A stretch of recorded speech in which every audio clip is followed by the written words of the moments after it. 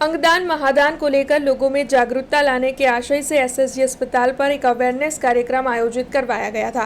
तब आपको बता दें कि वडोदरा शहर भाजपा पूर्व अध्यक्ष डॉक्टर विजय शाह इस दौरान विशेष तौर पर मौजूद रहे थे। तो वहीं ऑल गुजरात नर्सिंग स्टाफ के प्रमुख करीवाला जी भी विशेष तौर पर वहां पर मौजूद थे और हेड नर्स समेत पूरा नर्सिंग स्टाफ वहां पर मौजूद था।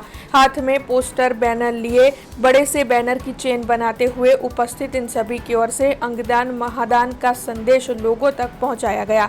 इसी के साथ अंगदान महादान के संदेश लिखे हुए छाते भी लोगों में इस दौरान वितरित किए गए। समग्र वडोदरा शहर में छेल्ला કેટલાય વખતથી અંગદાનની પ્રવૃત્તિ અંગદાન વિશેની લોકોને જાગૃતિ મળે તેના માટેના પ્રયત્નો થાય છે। ગુજરાતમાં આની ભેખની શરૂઆત કોઈ કરી હોય તો દિલીપભાઈ દેશમુખ દાદા કરી।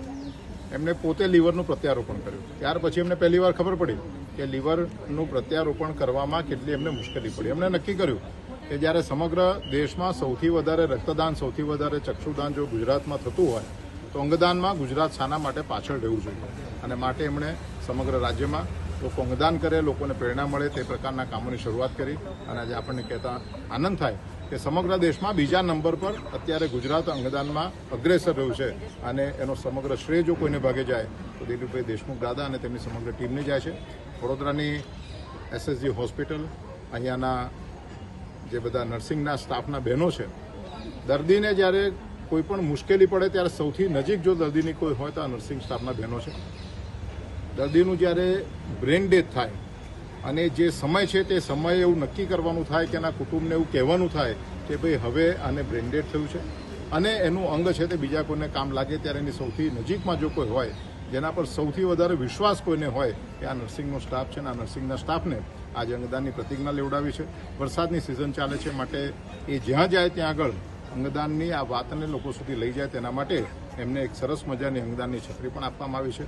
કડીવાલા સાહેબ અને અહીંયા અમારા જૂના કમલેશભાઈ પરમાર એમની સમગ્ર ટીમ એમના માધ્યમથી દર 2-3 મહિને આ પ્રકારની પ્રવૃત્તિ દ્વારા સમગ્ર વડોદરા શહેરમાં વધુને વધુ સંખ્યામાં લોકો અંગદાન કરે એના માટેનો પ્રયત્ન કરવામાં આવે છે। ખાનગી હોસ્પિટલમાંથી પણ મોટી સંખ્યામાં લોકો અંગદાન કરતા થયા છે। સરકારી હોસ્પિટલમાંથી પણ લોકો અંગદાન કરે છે ત્યારે એમની આ પ્રવૃત્તિ માટે દિલીપભાઈ દેશમુખ દાદા કે જેમના આશીર્વાદથી આ કામ થાય છે કડીવાલા અને એમની સમગ્ર ટીમ ખૂબ ખૂબ અભિનંદન। સંસ્કારી નગરી વડોદરાની સયાજી હોસ્પિટલ ખાતે અંગદાન મહાદાન જનજાગૃતિ અભિયાનને સફળ બનાવવા સમગ્ર ગુજરાતમાં આદરણીય દિલીપભાઈ દેશમુખ અંગદાન ચેરિટેબલ ટ્રસ્ટના પ્રણેતા છે, જેને લીવરનું પ્રત્યારોપણ થયું ત્યારથી એમને એક મુહિમ ઉપાડી છે સમગ્ર ગુજરાતમાં કે અંગદાન મહાદાન અભિયાનને જન આંદોલન સુધી લઈ જવું।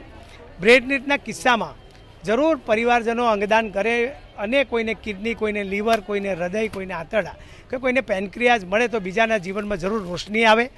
સમગ્ર સયાજી હોસ્પિટલમાં દરેક હેડ નર્સ અને અન્ય એસોસિએશનની ટીમ સાથે ડૉક્ટર વિજયભાઈ શાહની ઉપસ્થિતિમાં આજે છત્રી એમને અર્પણ કરવામાં આવી છે અંગદાનના સૂત્રો અંકિત કરીને।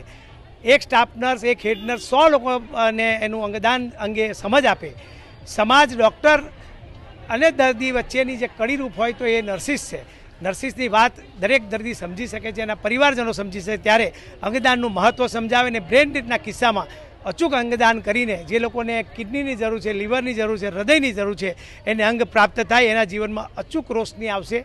આ સંસ્કારી નગરી વડોદરા ખાતે હું તમામ પ્રજાજનોને પણ અપીલ કરું છું કે આપણે ભગવાનને પ્રાર્થના કરી કે કોઈના પરિવારમાં બ્રેન ડેથ ના થાય, પરંતુ બ્રેન ડેથ જો થાય તો જરૂર અંગદાન કરાવે અને આ જનજાગૃતિ અભિયાનને જન આંદોલનમાં પરિવર્તિત કરી અને ગુજરાતમાં કોઈ અંગ વિના રહી ના જાય, કોઈને કિડની મળે અને ખાસ કરીને અભિયાનનો આ એક જ હેતુ છે કે બ્રેન ડેથના કિસ્સામાં પરિવારજનો અંગદાન કરે।